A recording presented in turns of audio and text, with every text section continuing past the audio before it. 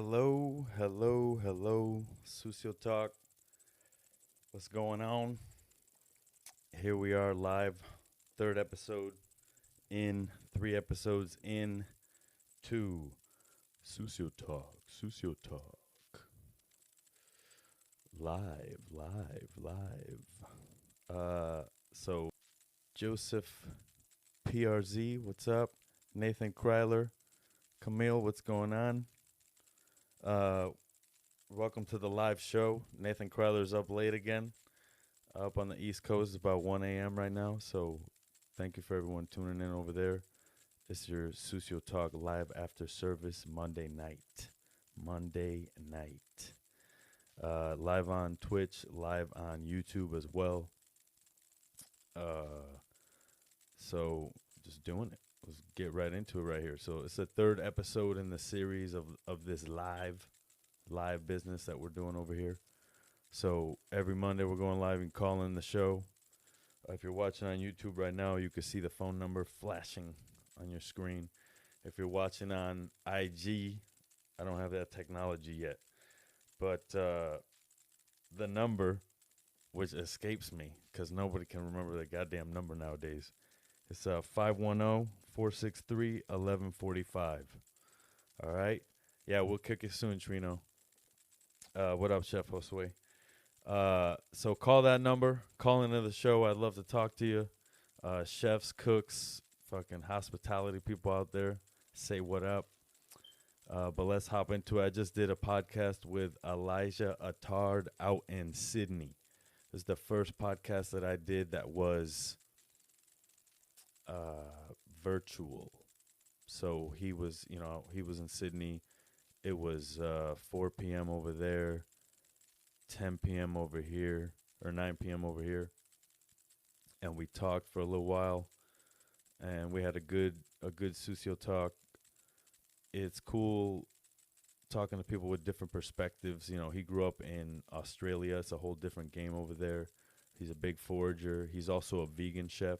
There's not that many vegan chefs out there. So shout out to you guys out there if you're doing it the vegan way. It's difficult. But I will say nowadays the products, the vegan butters and shit like that are a lot better quality these days. So, for example, I did a party where I needed to make a vegan out of place. Damn right, Nathan Kryler, we do got to talk. Nathan reached out to me a while back. I haven't gotten back to you. I'm so sorry, Nathan. Apologies. But and this is the problem right here. This is what I'm realizing is that you do this live and you see the comments down there, which I appreciate. But then my train of thought, I get distracted and I look at it, and then it's all of a sudden I'm like, what the fuck was I talking about? So once again, I was interviewing Elijah Attard out in Sydney, first virtual podcast. Different perspective from him, growing up out there, cooking from the land and using a lot of ingredients that I got to use over the course of the 12 days, because there was a lot of Australian chefs that came out this way. And then I interviewed Adalia. It's all good, Nathan. It's all good, bro. It's all part of the learning process. So you're helping me out, chef. I just got to get better. You know what I mean? It's all good. So then I interviewed Adalia Cole, Hungry Hooker. So you can check her out, her Instagram, who actually worked in the sex industry prior to being a food photographer. And I love the way that she's being accepted by the community, whether it's Michelin, she does photo shoots for them, New York Times, all these publications. So shout out to them for, opening that door for her to do that, break through, and I hope that that others break through as well. But shout out to, she's also doing a lot of speeches, going out and speaking about how hospitality and sex work are very similar. Basically sex work is a form of hospitality. So very interesting talk with her. That's out on YouTube right now, or Anchor, however you listen to it. Spotify as well. for video. So I've been traveling between the Bay and Palm Springs. Okay, two different places for sure. I'm out here in the desert. It's dry as fuck out here. Even if it's raining, it's dry out here. But as you know, we've been getting a lot of rain, and I think that we should be grateful. Let's be grateful for this rain. I know that it could put a damper on our day, make us depressed, but really we should be happy that we're getting it because this takes away the possibility of having fires in the Napa Valley next year. You know, all this rainwater will prevent things like that from happening. So, you know, I hope the rain gives PG&E a fucking pass this year. You know what I'm saying? All those who live in Napa know what I'm talking about. So I'm traveling between the Bay and Palm Springs. Desert, weird place. It seems to me like all these places like Arizona, for example, where there's no native palm trees, and the wealthy people get there and they're like, all right, well, we want to live here. So if we're going to live here, then we're going to bring these palm trees. So people go grab fucking palm trees and they bring them to these locations where palm trees don't fucking exist, and they plant them, and then they build golf courses, and then they build malls, strip malls, right? And then people realize after a while that it sucks, and then they move back to the city, and they're like, what the fuck happened here? And then you have gentrification. So these fucking wealthy people come out here in the desert where water, you know, is very scarce. But here we are watering these fucking... You should see the amount of water out here that they're using on these golf courses. I mean, I'm at the golf course that's holding the American Express golf tournament this week.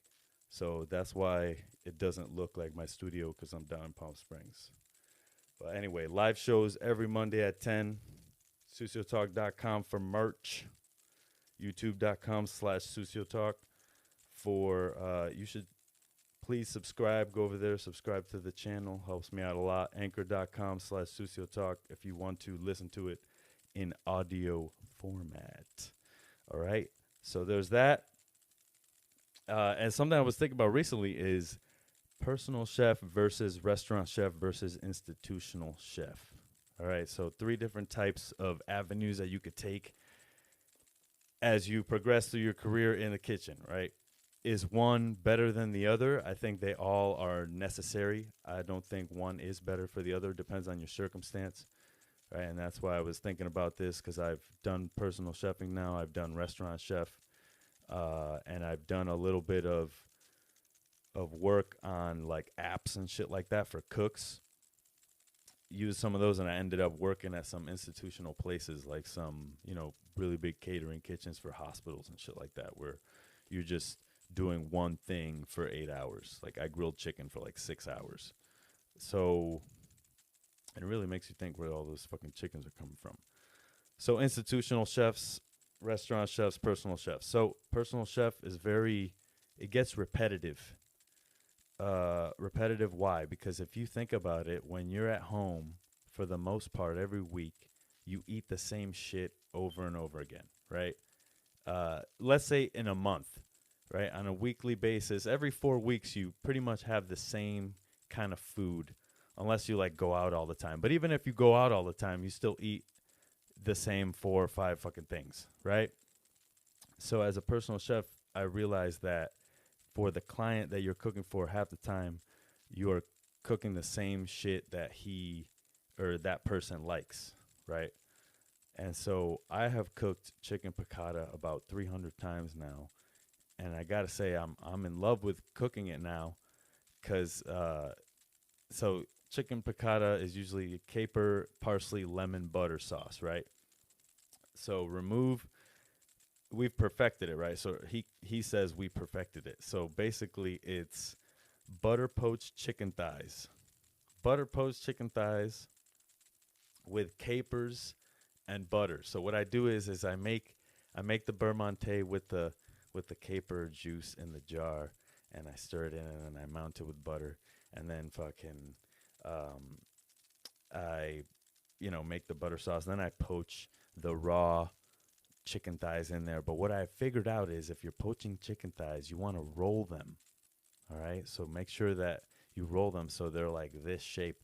They're actually pretty tender when you cook them that way. So then I poach them in butter, and then there's the capers. And that's how he likes his chicken piccata. I've made that dish, no lie, about 50 times. I've worked for this man probably a collective of like 6 months. So there that is. So it's repetitive. You're cooking the same shit because that person likes the same shit. Especially if you're cooking for an older person, you know, they already have their preferences. You can't really enlighten them on new food or turn them on to something that they, are willing to try, really. They already know what they like.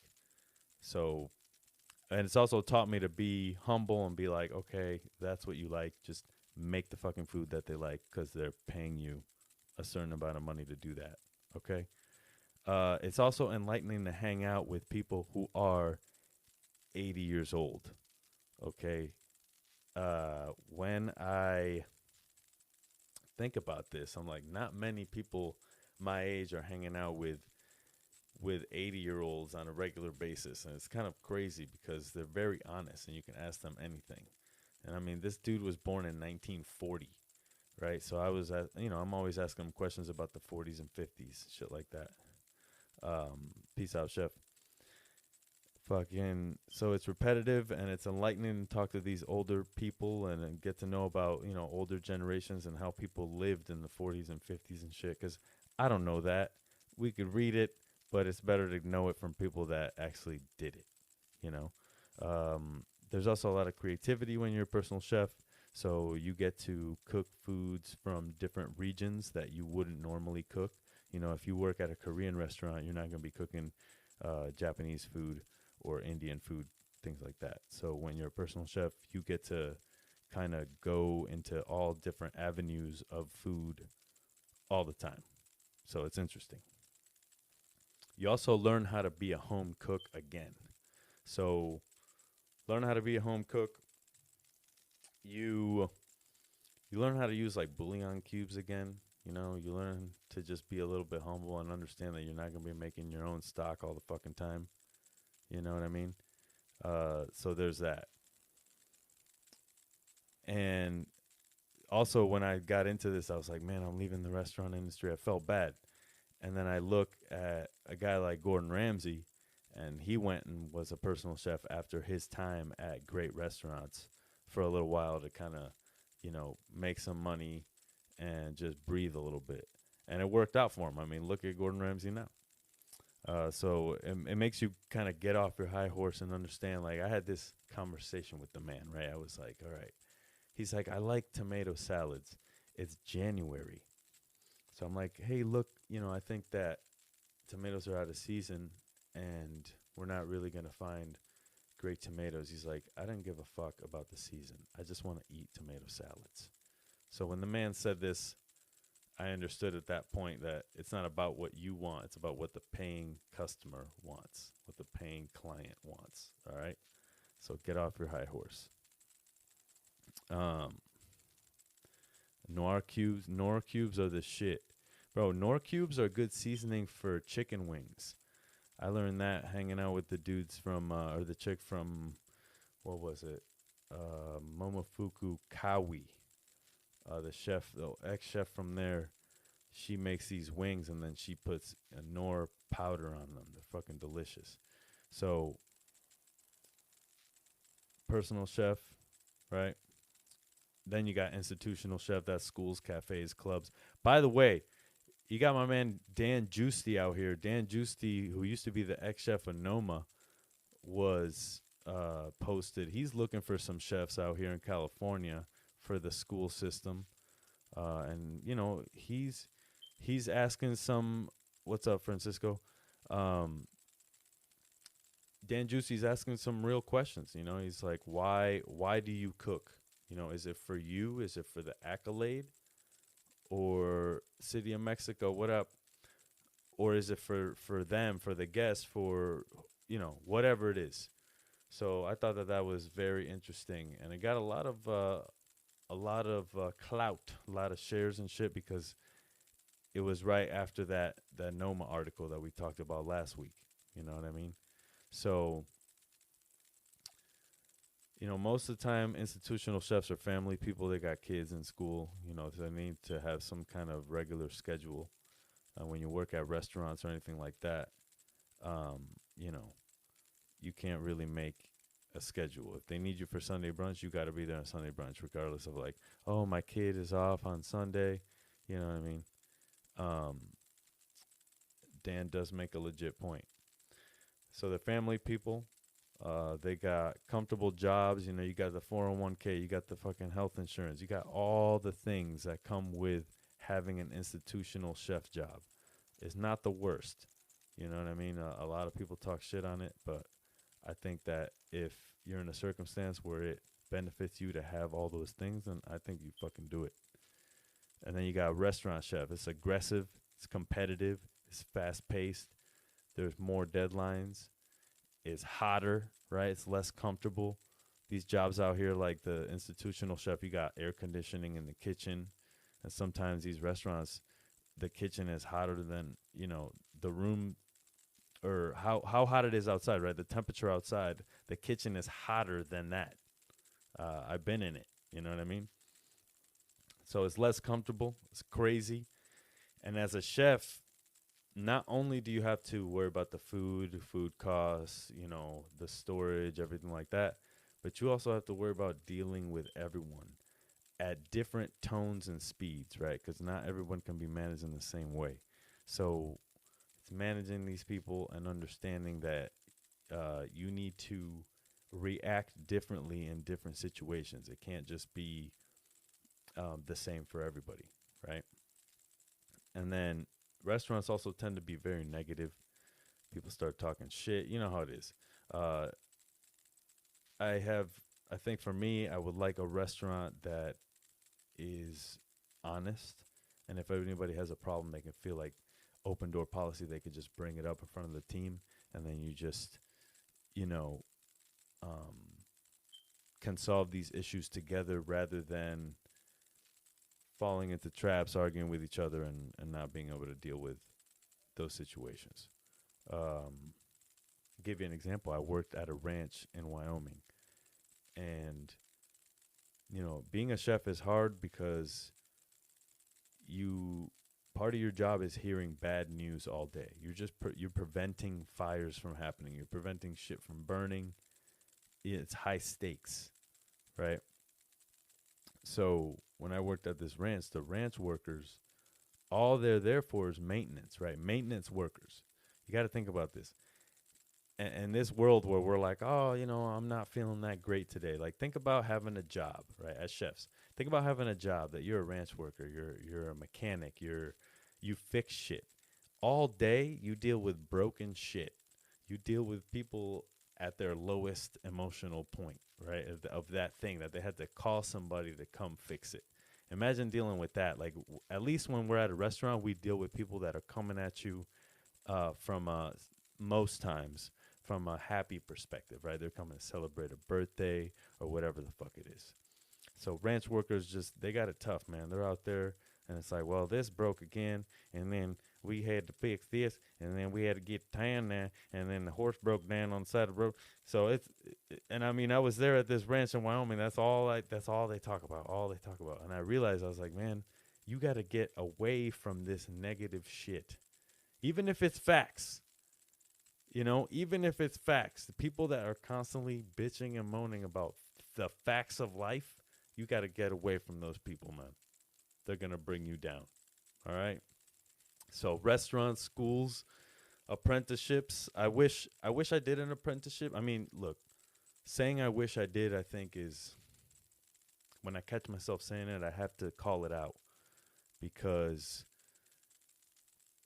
I wish I did. I heard that a lot during my road trip. I took a road trip across the country, and I had to get my oil changed and shit because I drove 14,000 miles in 50 days. Okay, across the damn country doing podcasts, and I'm pulling into these places. It's like a fucking Jiffy Lube or whatever the fuck.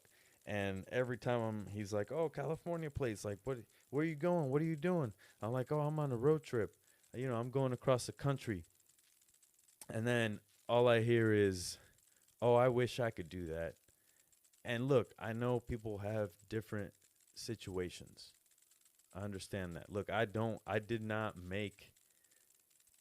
I did that on my own fucking loot, my own money. I spent fucking a lot of money doing that shit that I made that summer. Like, not the best financial adult move, right? But I felt the need to get the podcast out there. I had to do what I had to do to get it to where it needed to be, to the point where you guys are here listening to this shit right now. Okay? So I wish I did. I don't want to say that anymore. I don't want to feel that way. If I'm going to do something, I'm going to do it. I need to do it. Not I wish I did. I will do it. I will find a way to do it. Like, look, if you smoke weed and you want to smoke weed, you smoke weed. That's what I'm saying to you. If you can make that happen, you can make anything happen. You know what I mean? If you can make watching an Instagram live happen, you can make fucking anything happen. Okay, so please use your power for good out there. Fucking get to it and get rid of that I wish I did attitude. You can do that shit today, tomorrow.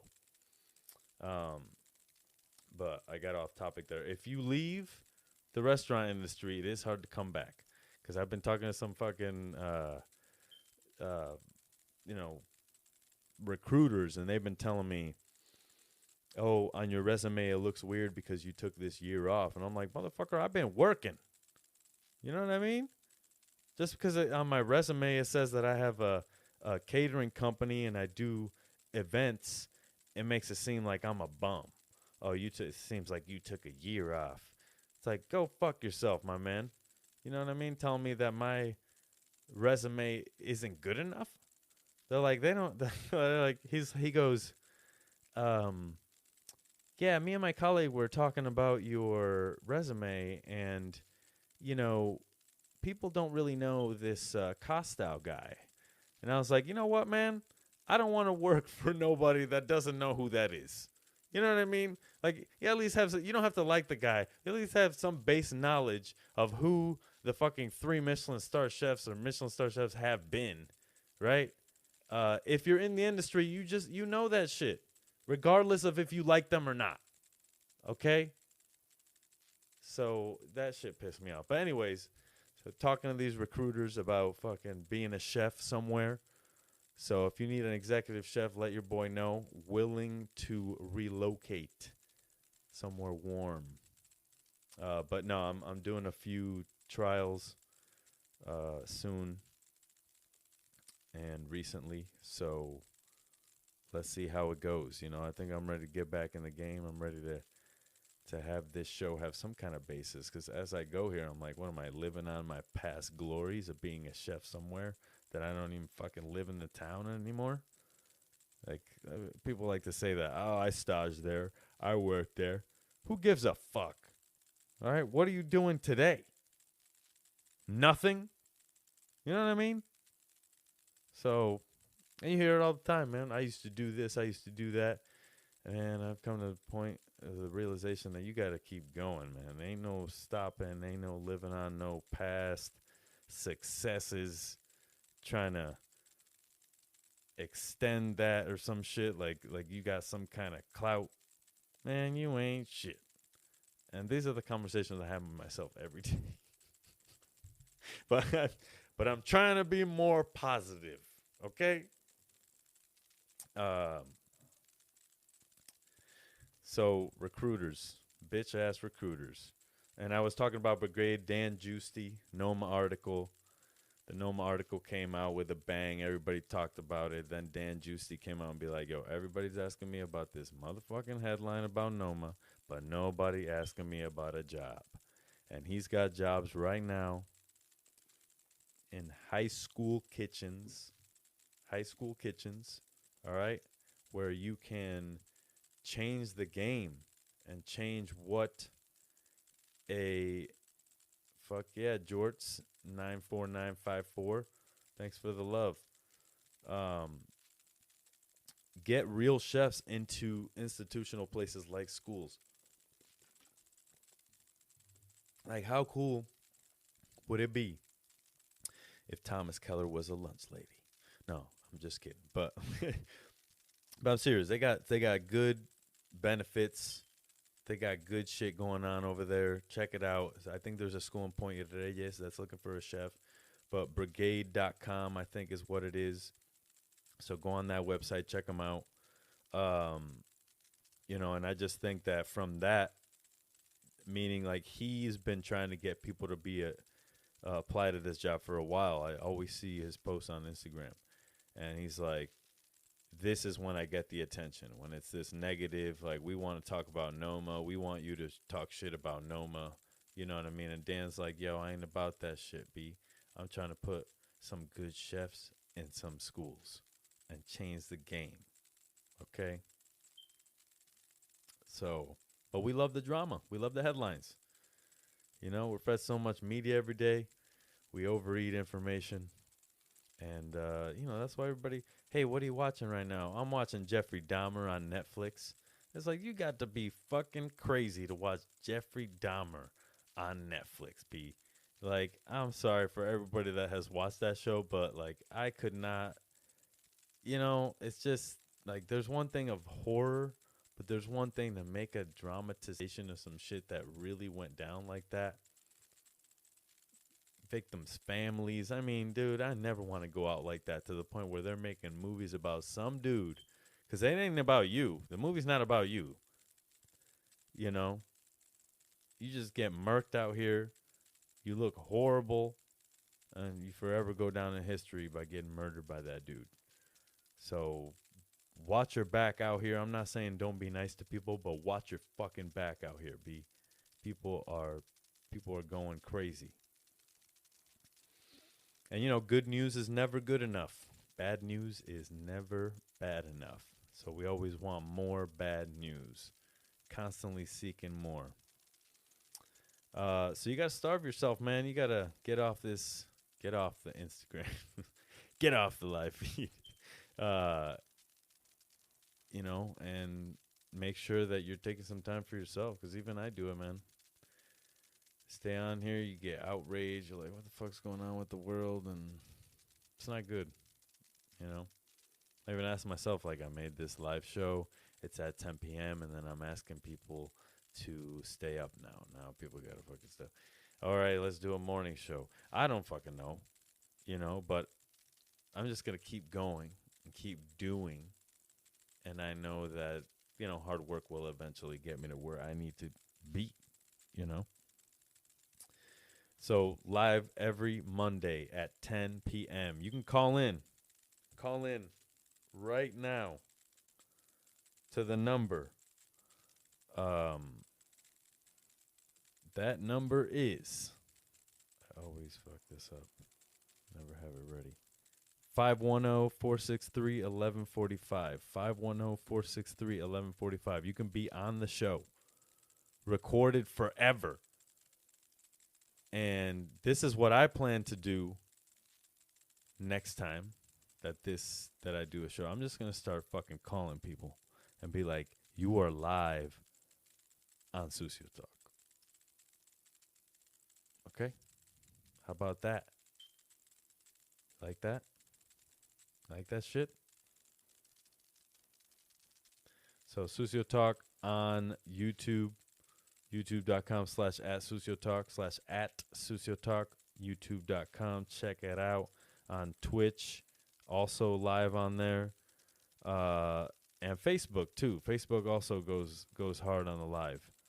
So happy that that's happening. You know what I mean?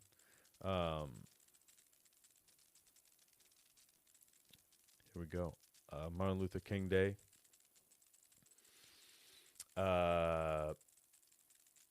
It's kind of crazy what I've seen today online, and just the way that they use his image and certain things to sell tickets to concerts and shit like that.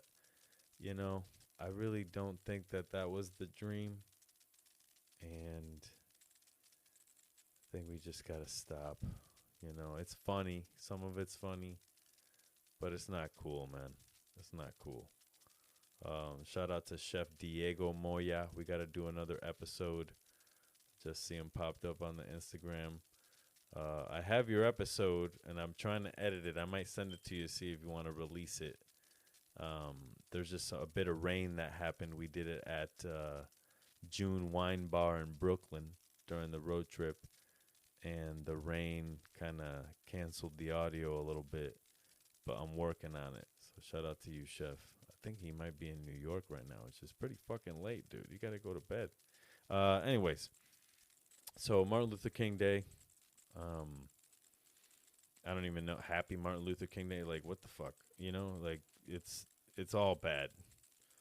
But instead of, going on Instagram and posting something, like maybe we need to act. Maybe we need to go out and do something different than what the fuck we've been doing out here, you know? Um, have benefit dinners surrounding Martin Luther King Day. You always want to celebrate Christmas. Everybody always want to celebrate, all the other holidays, but this one never gets any love. And holiday, I just don't know. Anyways,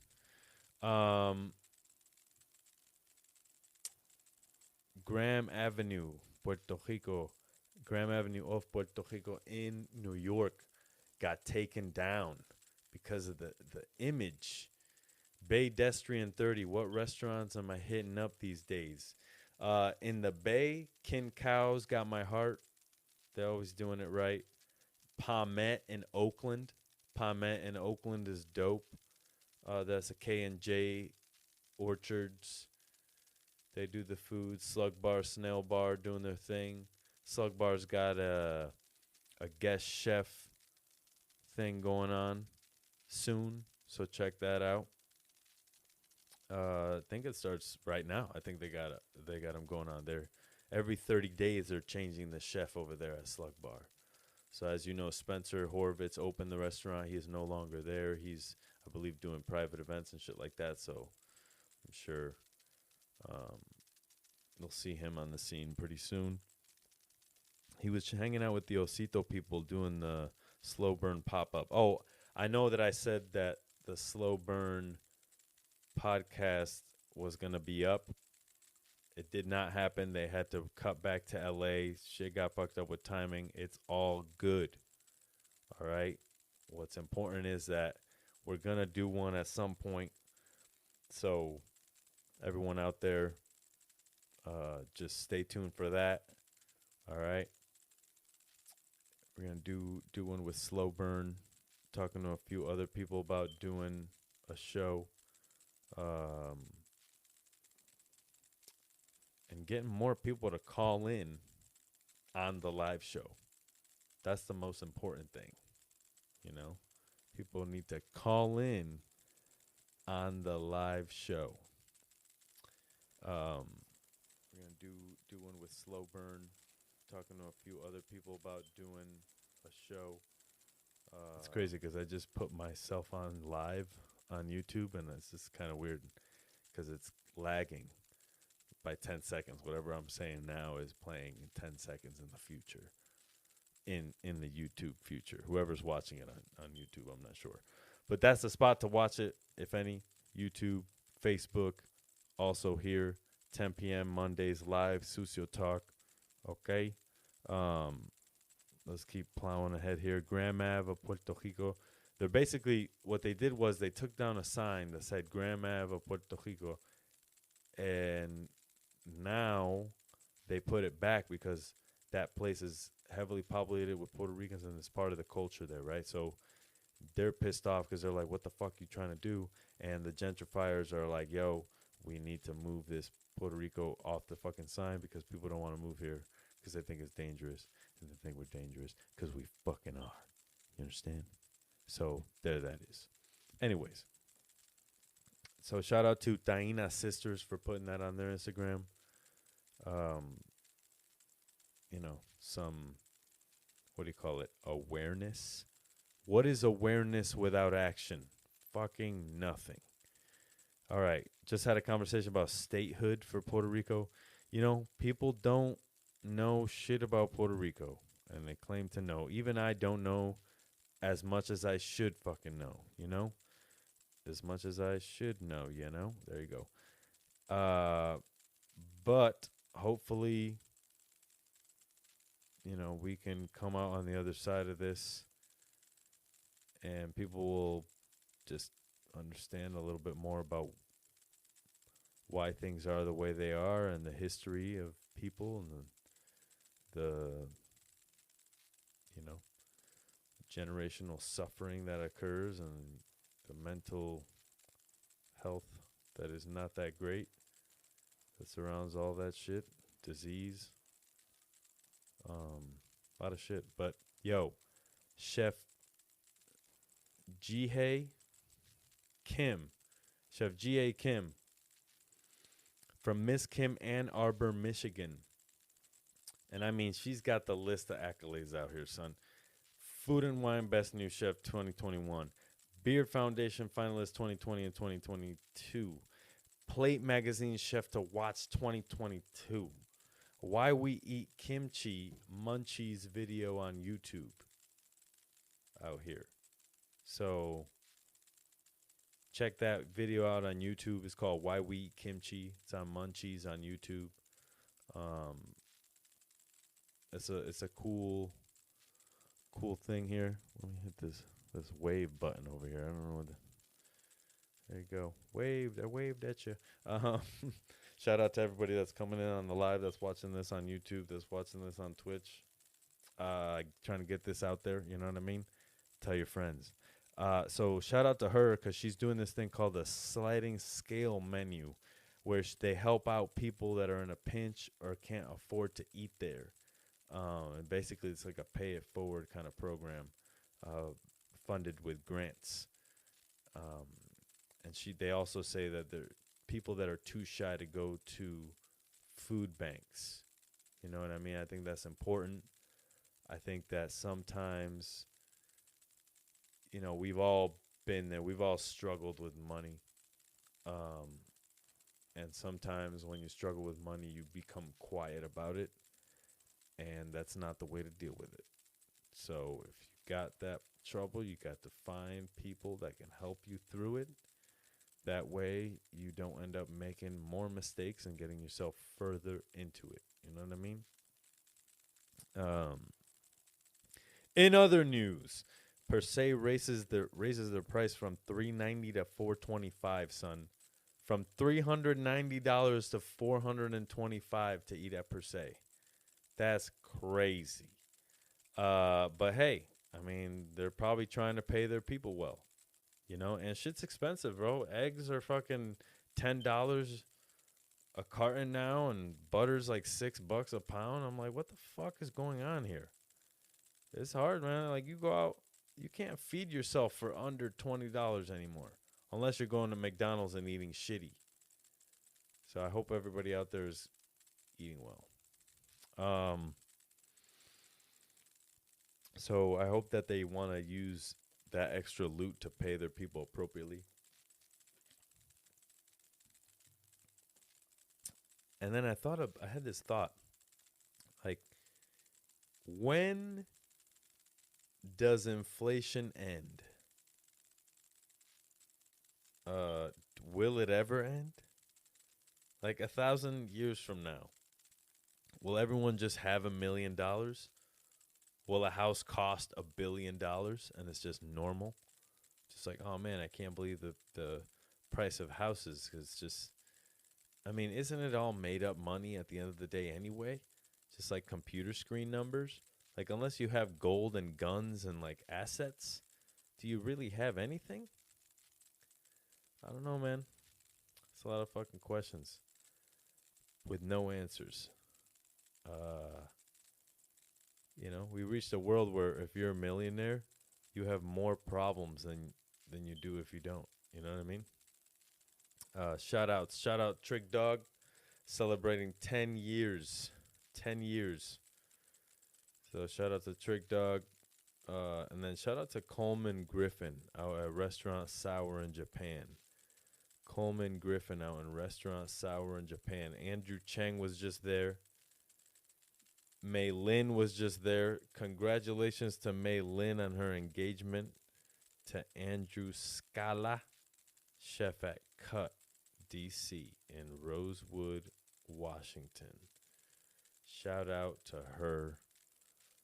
Mei Lin did the podcast a year ago.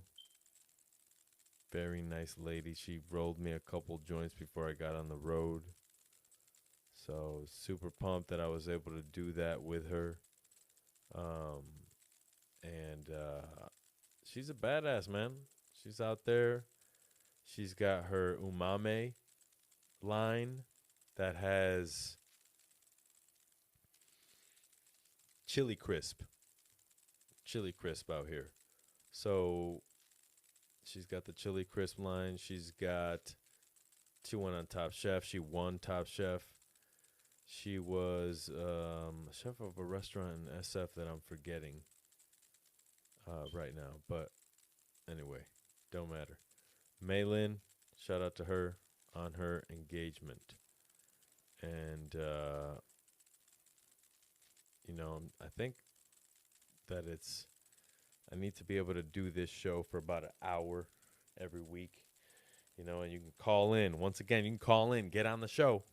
510-463-1145. And I'm actually, you can text that number too. Text it, let me know what you think of the show, what you want to see on the show, what chefs you like right now, restaurant stories, all types of shit. I flew down here instead of driving. It's like 8 hours to drive from Oakland to Palm Springs. It's a long way, long drive. I could do it, but I was just like, it's just more comfortable to not drive, because then you got to drive back. It's not about going to the place. It's always about getting back. Getting back is worse. So hopefully I can figure out a way to have two cars, one down here, one up there. I got rid of my Charger that was engineless, so that's done.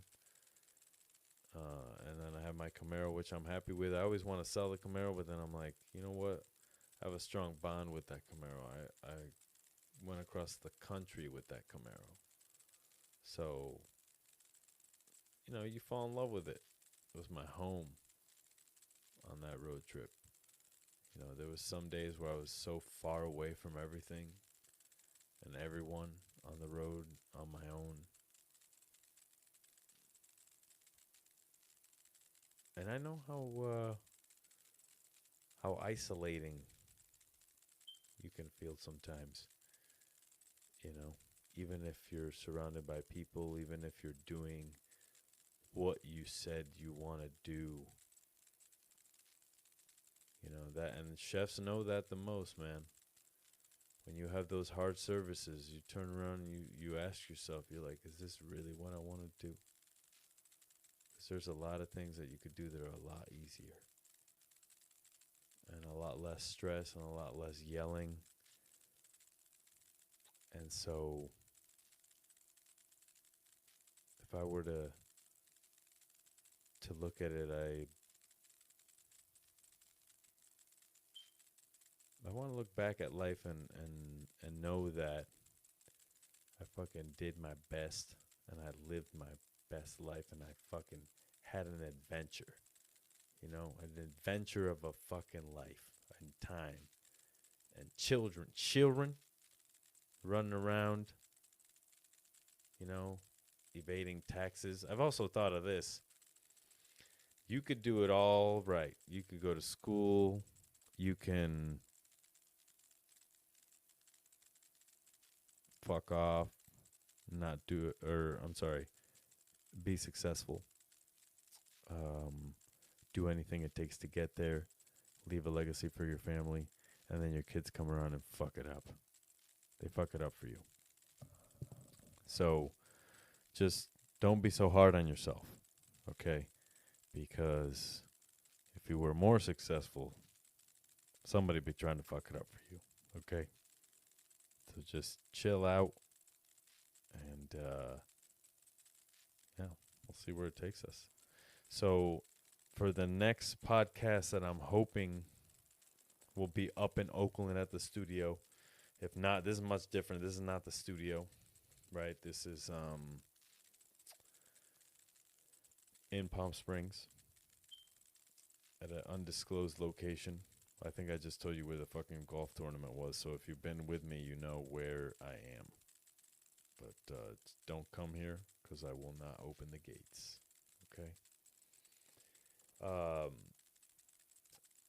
Ilya Romanov, I believe Ilya Romanov is having a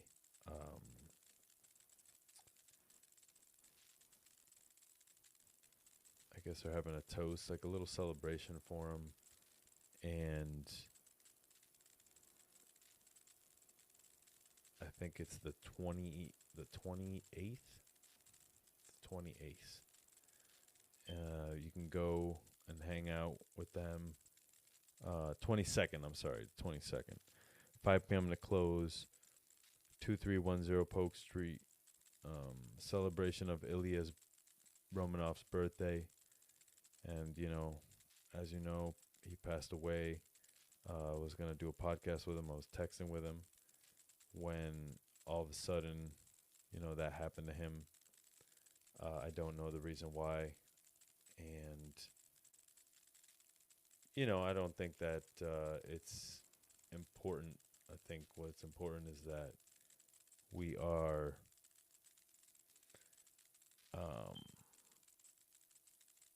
supportive of that restaurant and that family. And the GoFundMe, they got a GoFundMe out there that you can check out through the Bar Iris Instagram. As you know, Nisei got a Michelin star this year thanks to Ilya Romanov's efforts, as well as Chef David Nisei. So if you can go down there and show them some love, I'm sure that they would love to have you in and see what it's about. So, a lot of shit going on. And then Chef Elijah Tard from Sydney, talking about him earlier about the whole vegan ingredients. And I think that right now I'm recapping a story that I was telling a little bit ago. So here we go. I recently was cooking a dinner and there was a vegan person. So then I had to cook with vegan butter, and there was a good brand that I used, and I forget what it is now, but I guess there's only 2 brands that you should use, and I will know the one if I hear the name. We'll hear what that is. But super cool that he's doing tasting menus that are vegan. There's not many chefs that are doing that. There's not many restaurants that do that. I think that I would like to employ many vegan techniques and ingredients to my restaurant. Not be a vegan restaurant, but definitely be my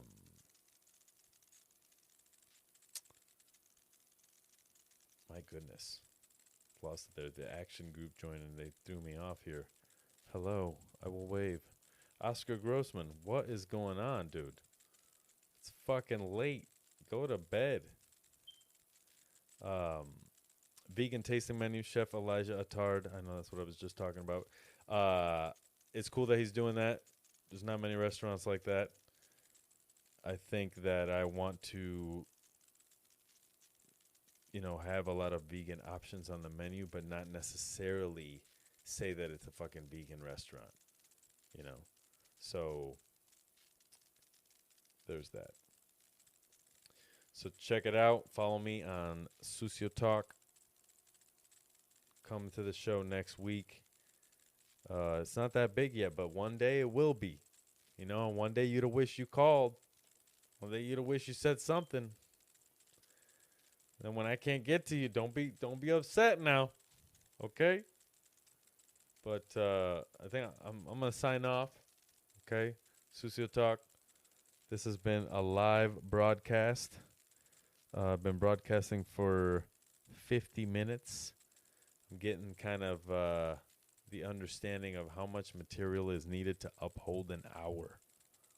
Okay? I have a lot of shit to talk about, but I need to make sure that this show is structured. So I will sign off now. All right? By the way, I did not have an SD card with me, so this is not recorded. It probably won't go on my fucking Spotify, but it will be on the YouTube. It will be on the Facebook, so check it out, okay? Sucio Talk. Peace.